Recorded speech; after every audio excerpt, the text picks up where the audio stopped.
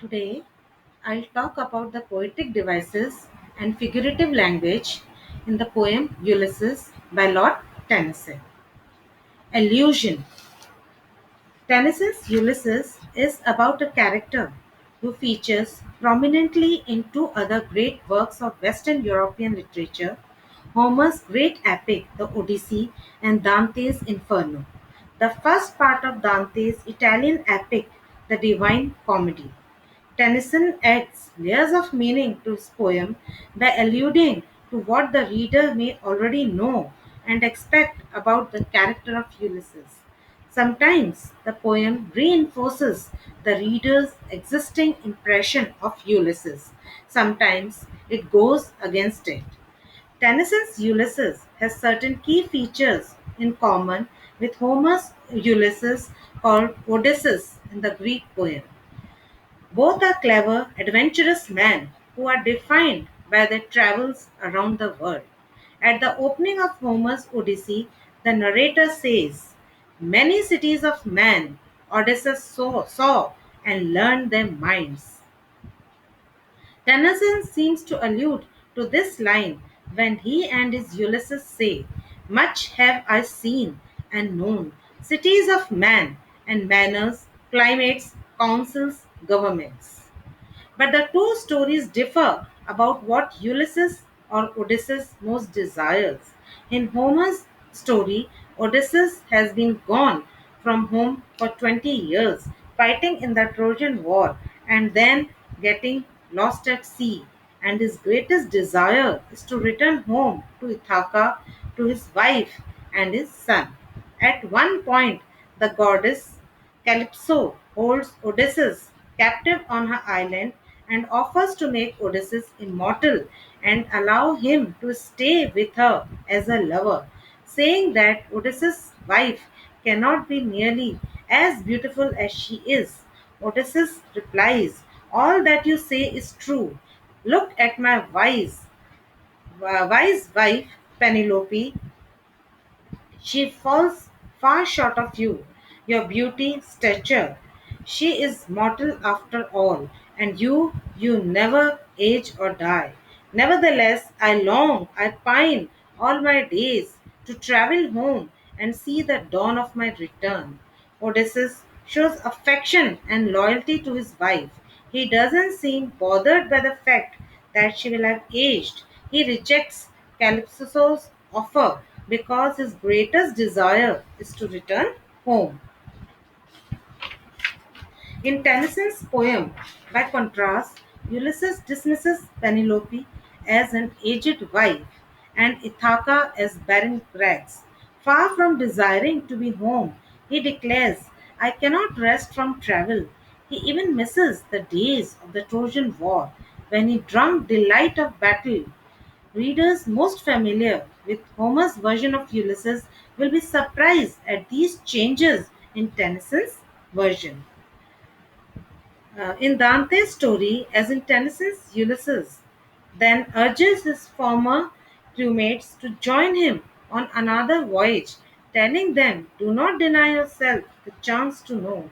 Following the sun, the world where no one lives, you were not made to live like brutes or beasts, but to pursue virtue and knowledge."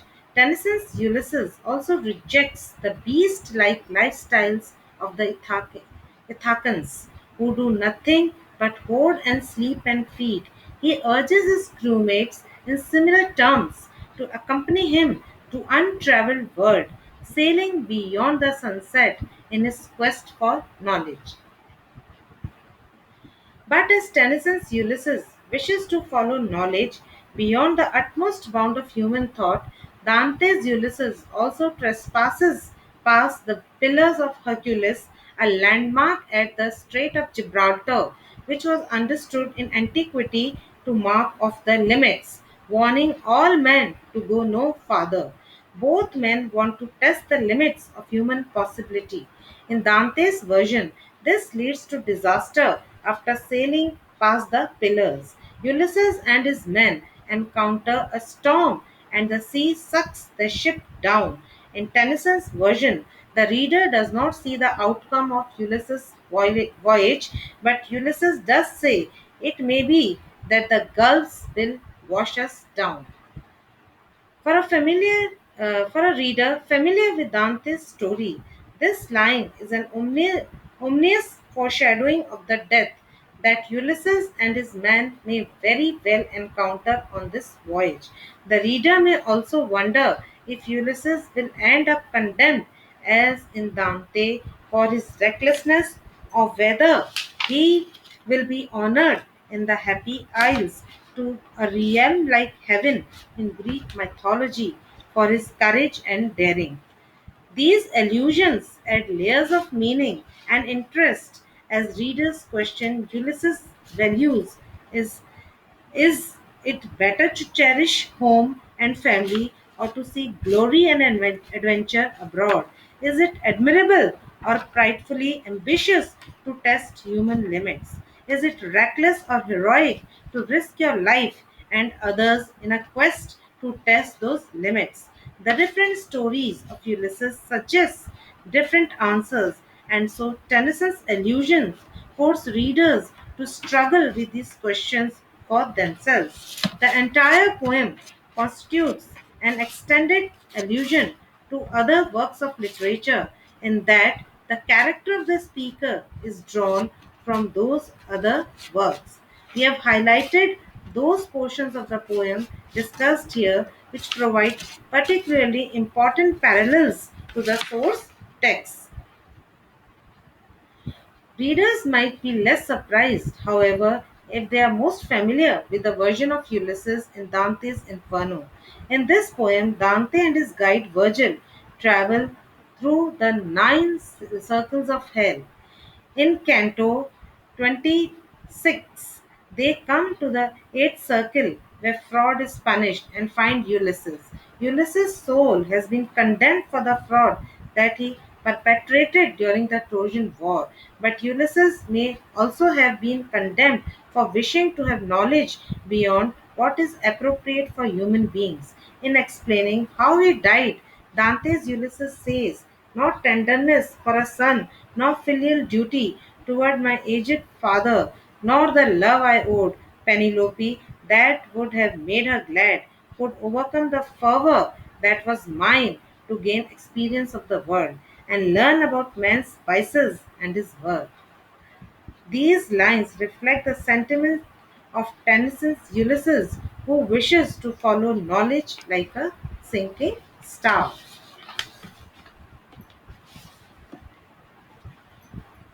Consonance. Consonance is the repetition of consonant sounds in the same line. For example, the sound of na in "This is my son, mine own Telemachus." Assonance.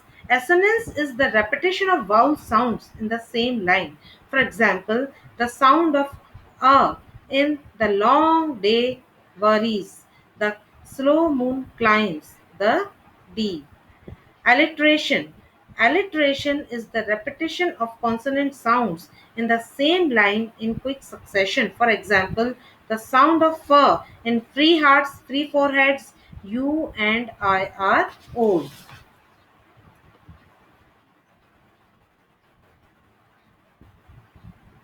And jumbin.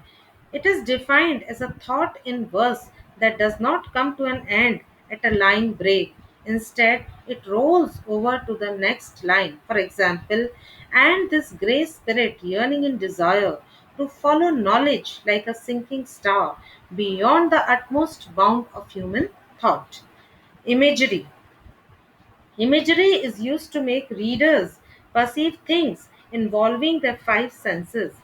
For example, the thunder and the sunshine and opposed, that hoard and sleep and feed and know not me, and to sail beyond the sunset and the baths. Personification is to give human qualities to an inanimate object. For example, for always roaming with a hungry heart. Here, the heart is personified as if it can experience hunger. Metaphor. It is a figure of speech in which an implied comparison is made between different objects. For example, how dull it is to pause to make an end. to rust unburnished, not to shine in use. Here the poet compares himself to a dull and lifeless surface.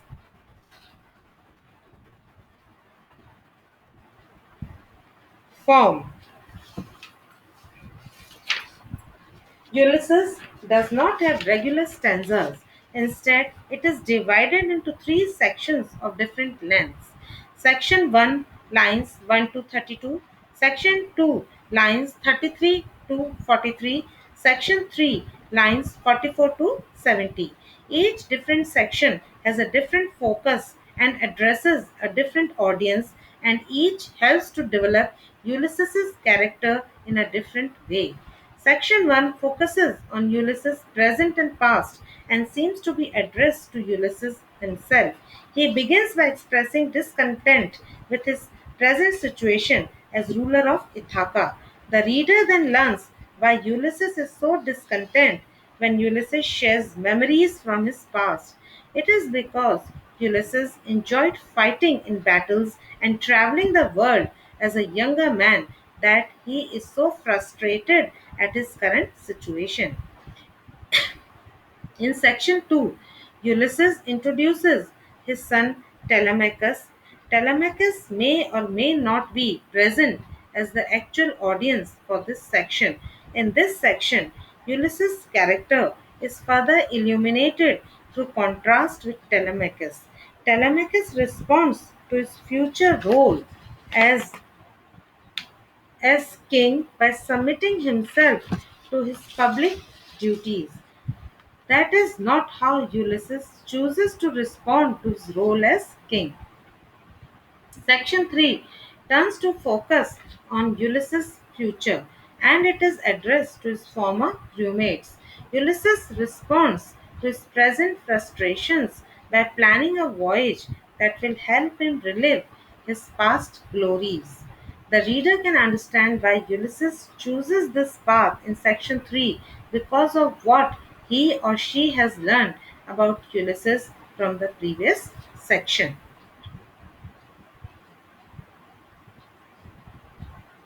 Meter. The poem is written in iambic pentameter. This means here there are five iambs, poetic feet with an unstressed stressed syllable pattern per line. This is the meter used by John Milton in what is perhaps the most famous epic poem in English, Paradise Lost. So it is an appropriate meter to use for a poem about the hero of one of the great epic poems. The poem frequently deviates from the meter, however, and specially makes use of spondees, a foot with two stresses in a row, stressed, stressed, to add emphasis or to slow the poem down. Line 5, for instance, could be scanned this way: that hold and sleep and feed and know not me. The three stressed syllables in "know not me" create climatic emphasis at the end of the line, reinforcing for the reader how alienated Ulysses feels from his people.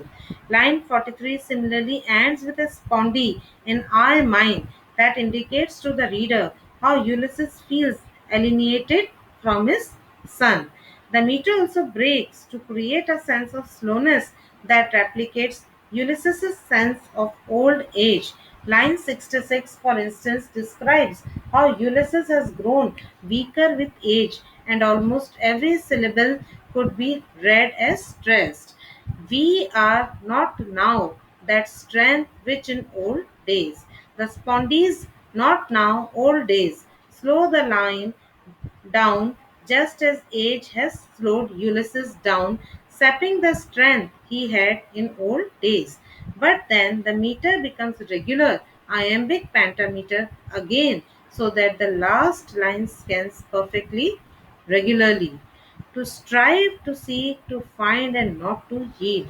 The regular meter, not slowed down with additional stresses, reads with more speed and energy, reflecting the kind of determination that Ulysses is describing in this line.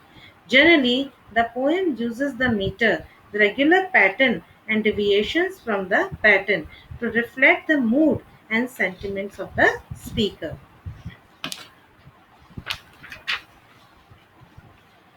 Rhyme scheme.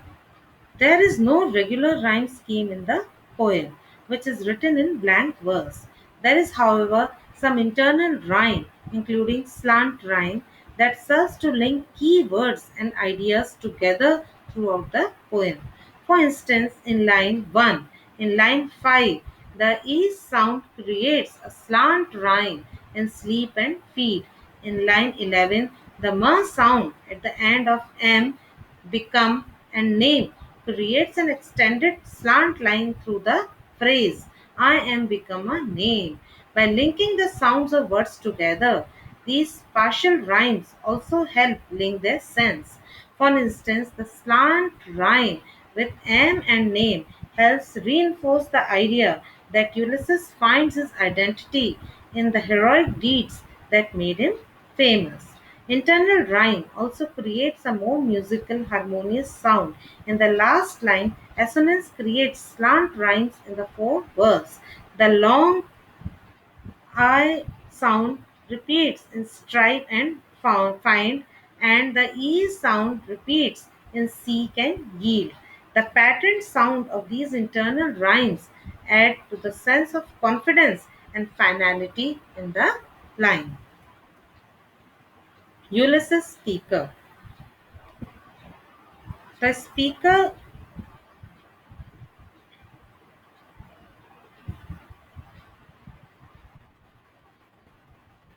the speaker in this poem is Ulysses, the hero of Homer's great epic, the Odyssey. The poem is spoken in the first person point of view as a dramatic monologue, a poem that purports to be spoken by a specific character in specific circumstances, much like a character giving a monologue in a play. The poem proceeds first by revealing Ulysses' present circumstances, then reflecting on his past, then expressing his hopes for his future. Ultimately, he reveals that his greatest desire is to continue traveling and learning as an adventurer and explorer. Ulysses is speaking in the poem as an old man, some years after he has returned to Ithaca from his wanderings at sea following the Trojan War. At the beginning of the poem, Ulysses expresses his frustration with his quiet, sedentary life on Ithaca. He then finds pleasure in remembering the glory days of his youth when he learned about many different lands and was honored around the world as a brave warrior and explorer. After reflecting on these memories, Ulysses acknowledges that he still wants to explore and learn. The question is what to do with that desire. Ulysses then looks at his son Telemachus, who handles the duties of a ruler so responsibly. He acknowledges Telemachus' strengths, but ultimately decides that he must pursue a different path. He ends the poem by deciding to pursue his desire for travel and to set sail again for unknown lands. In this final section, especially lines 65 to 70, he reveals what he considers to be the most important of fundamental traits that make him who he is: courage, persistence, and determination.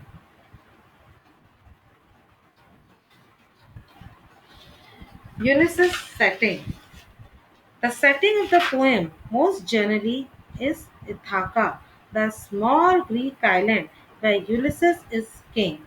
In the Odyssey, Ulysses expresses great fondness for Ithaca, telling those he meets on his travels, "Mine is a rugged land, but good for raising sons, and I know no sweeter sight on earth than a man's own native country." But Ulysses shows contempt for Ithaca at the start of Tennyson's poem, calling it a place of barren crags. Later in the poem, the reader learns that Ulysses is situated specifically near the shore of the island. The port and the ships docked there are within his view. Evening falls and the moon rises while Ulysses narrates the last section of the poem.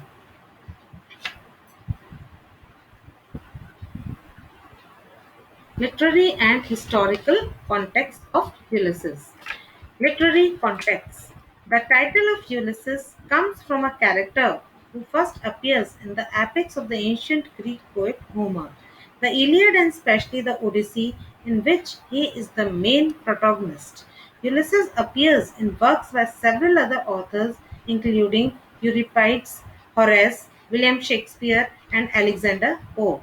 But the most important source for the character in Tennyson's poem is the Inferno, the first part of the Divine Comedy, an epic poem by the medieval Italian poet Dante. Dante presents Ulysses in quite a different way than does Homer.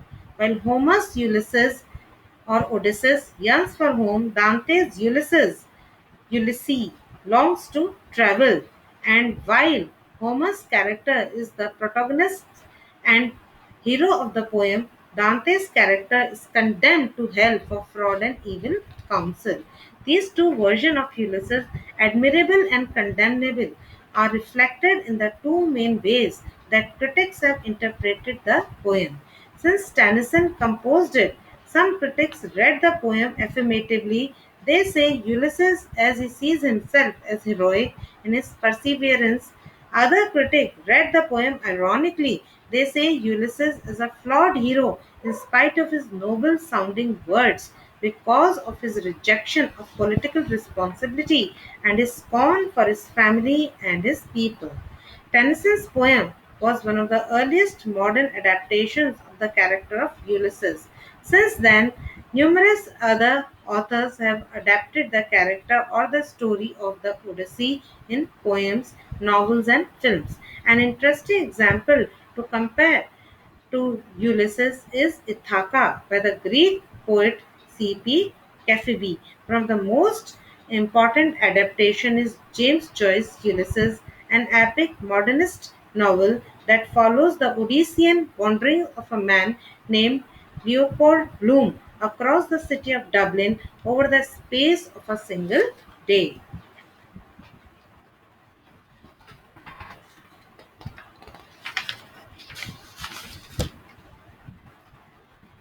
Ulysses is also an important poem in English literary history because of its form.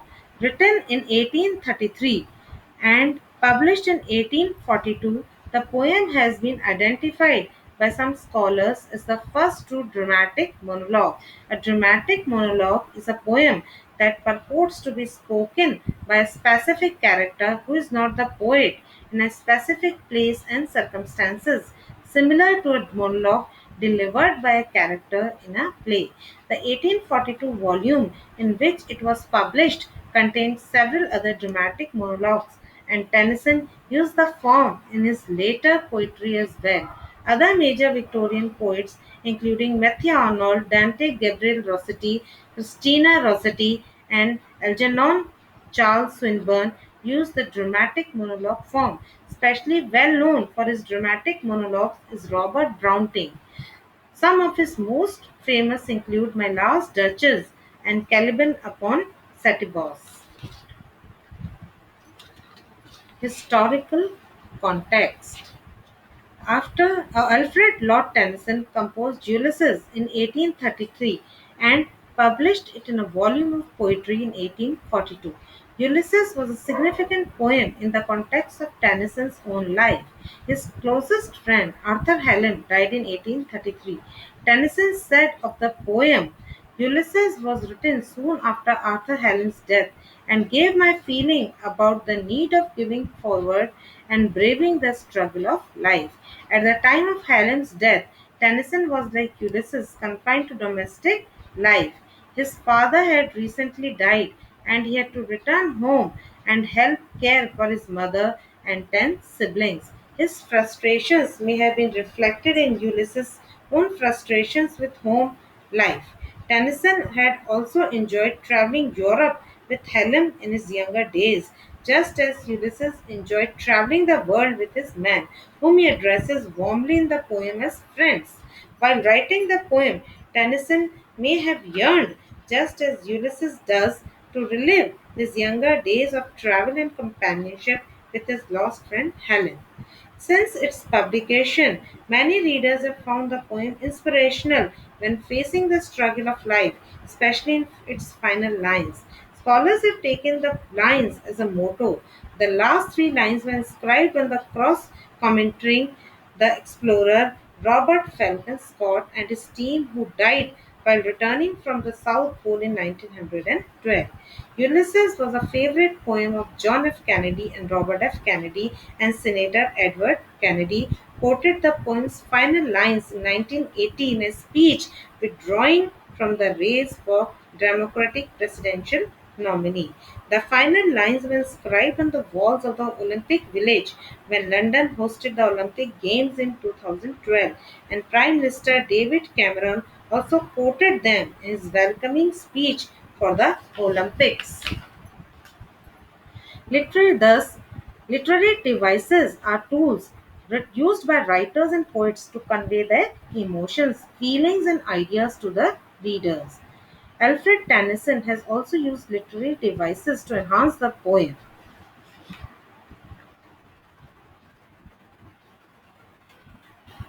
Thank you.